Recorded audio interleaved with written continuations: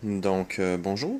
Aujourd'hui, dans cette vidéo, je fais une vidéo sur l'installation de la carte 3DFX Banshee sur le l'AMD Co6 3.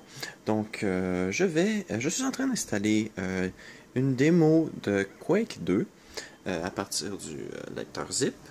Parce que voilà, cet ordinateur-là n'est pas branché sur le réseau, je n'ai pas de câble internet assez long pour se rendre jusque-là. J'utilise le lecteur zip, j'ai l'impression que le port parallèle n'est pas en mode ECP ou EPP. Voilà, ça prend 10 minutes de transférer 34 mégaoctets. J'attends après ça.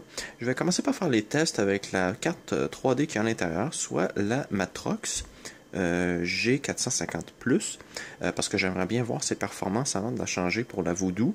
Pas que je ne veux pas mettre la Voodoo si celle-ci est plus puissante, mais parce que je veux savoir la puissance que peut avoir la Matrox avec un AMD Co6 3 à 400 MHz. Je vais laisser ça se terminer. Et je vais faire les tests. Je crois qu'il supporte aussi l'OpenGL.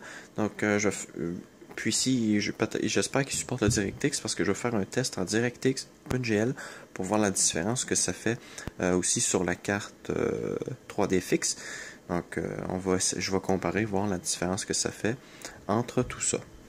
Je vais laisser ça se terminer. Je vais démarrer ça et on va reprendre pour voir le résultat. Bien. Donc, en 800 par 600, en OpenGL, la Matrox a fait 45 FPS. C'est quand même bien. On va donc... Hop. Vidéo. OpenGL 3DFX PowerVR. Ok. Bien. Donc, je suppose que ça, c'est bon. On va quitter. Hop. Oui, quitter. Yes, voilà. Bien. Il va plus rester qu'à installer la 3D fixe et je vais refaire un autre test. Et voilà, de toute façon, peu importe le résultat, je vais garder la 3D fixe dedans. C'était juste pour vous montrer la différence qu'il va y avoir entre la Matrox et la 3D fixe au niveau d'un jeu 3D. J'ai choisi Quake 2, hein, mais ça aurait pu être n'importe quoi d'autre. Bien, l'ordi devrait démarrer. Ah, oups, ça irait mieux si je brancherais le câble VGA. Voilà, là, ça devrait fonctionner.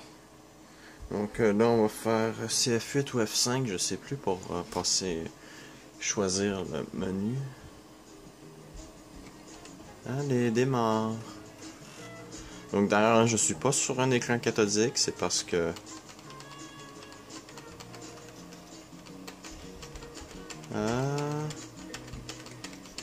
Est-ce que tu vas démarrer en mode sans échec? Allez. Je suis pas sur un écran cathodique parce que l'ordinateur qui est là-bas, il est trop loin pour que je puisse le brancher sur un écran cathodique. Allez.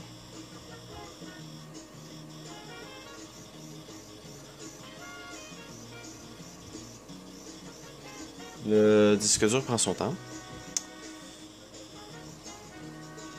Ah, voilà.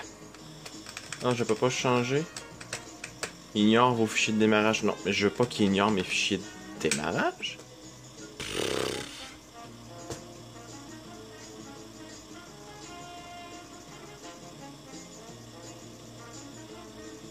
Est-ce que tu préfères encore plus de bruit, le disque dur? Wow! Bon, ok, faut moi je suis en mode sans échec. Oui, non, je sais c'est quoi le mode sans échec, merci. Donc déjà, menu, image contrôle. Voilà, bon. Poste de travail, on va aller désinstaller la carte graphique. Notre configuration. Ajout suppression de programme. Je cherche le programme Matrox. Supprimer. On va juste regarder avant s'il n'y a pas un menu ici. Bethesda.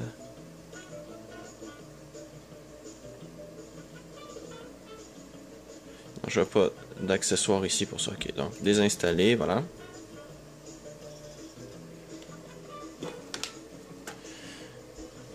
Donc ça se fait. Ensuite, on va aller dans le gestionnaire de périphériques, désinstaller le...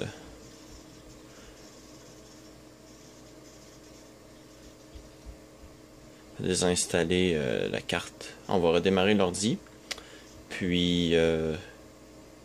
Oh, faut que je trouve une façon de mettre le pilote sur l'ordi. Il va encore falloir que j'aille chercher... encore falloir que j'utilise le lecteur de disquette. Donc... non, ça redémarre pas tout de suite. Hop. Propriété, gestionnaire de périphériques, carte graphique. Non, je ne crois pas que ce soit une Fury qui est... non, bien que j'aime bien les Fury, c'est pas la carte qu'il y a dedans. Bon, fermé. Je vais regarder s'il n'y a pas un gestionnaire ATI. Ah, ATI. Voilà, on va te supprimer, tant qu'à être là. Erreur initialisée. En tout cas, le mot, là. Ok. Est-ce qu'il y a un autre? Fraps. Ok, bon, on va supposer que ça c'est bon. Ok. Bien, donc on va éteindre l'ordi, je vais pas le redémarrer, arrêter.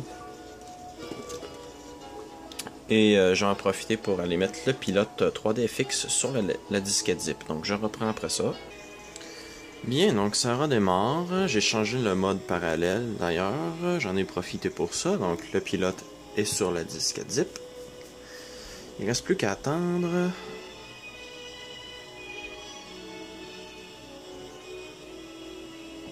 Et cet ordinateur est très bon pour ça. Ouais, non, ça reste un excellent ordinateur. C'est juste que le disque dur est bruyant.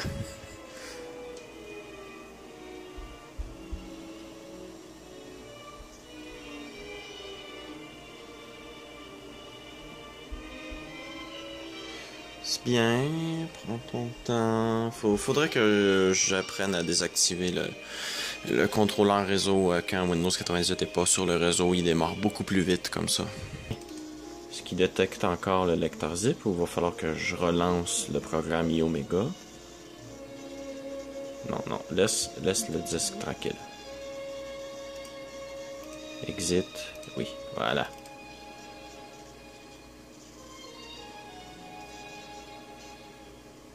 Ah, bien content de voir ça. Bon, donc j'ai juste supprimé en fait la démo. Je vais la recopier et voir si ça prend pas encore 10 minutes la copier. Comme ça va me prouver que ça va plus vite.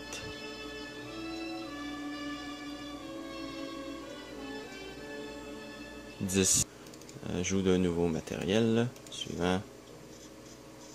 Bon, là, ça fait beaucoup de choses. La souris bouge plus. Je vais... Ah. Oh, la souris. Ah. Bon. On va y aller au clavier. Mais non, mais... Tu ne choisis pas lui. Mais... Pourquoi?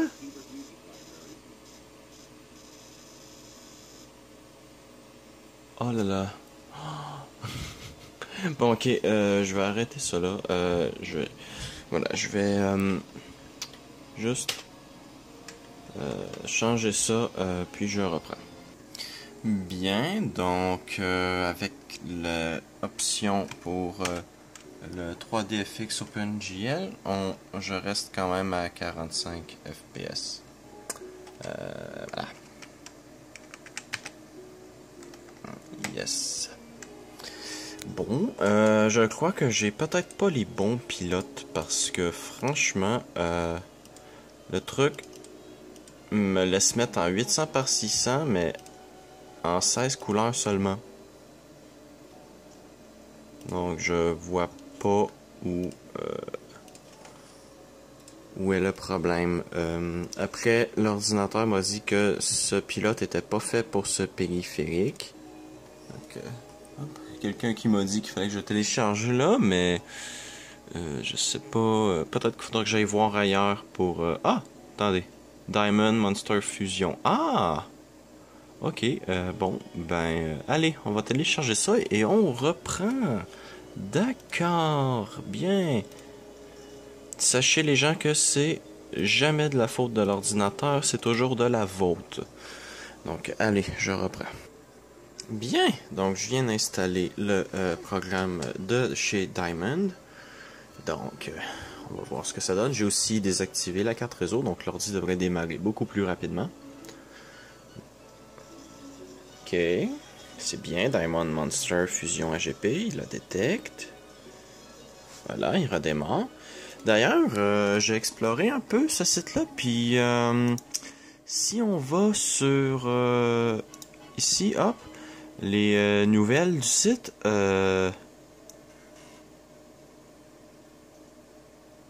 site va être bientôt hors service.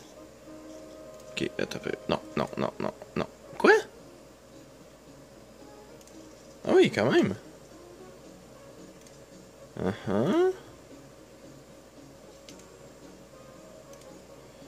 Ok, je vais juste aller dans le propriété standard, merci.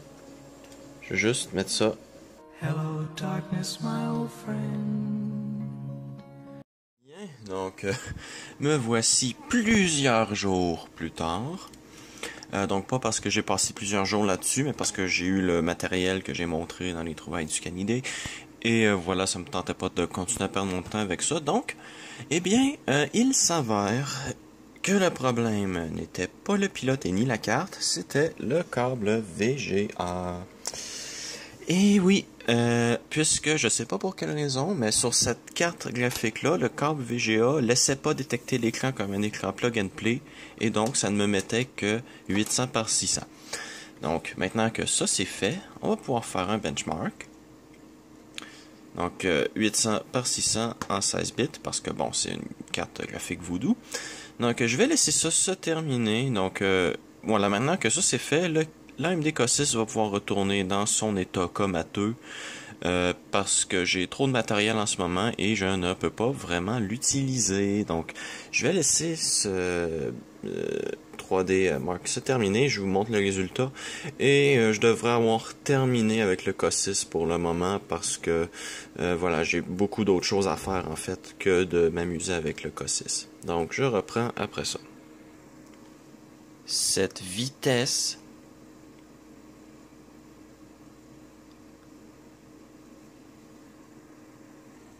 Bien, donc voilà, c'est un résultat.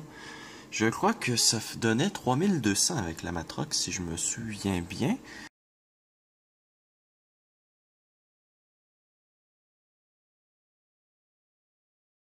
Donc bon, voilà, si c'est ça, on n'a pas perdu beaucoup.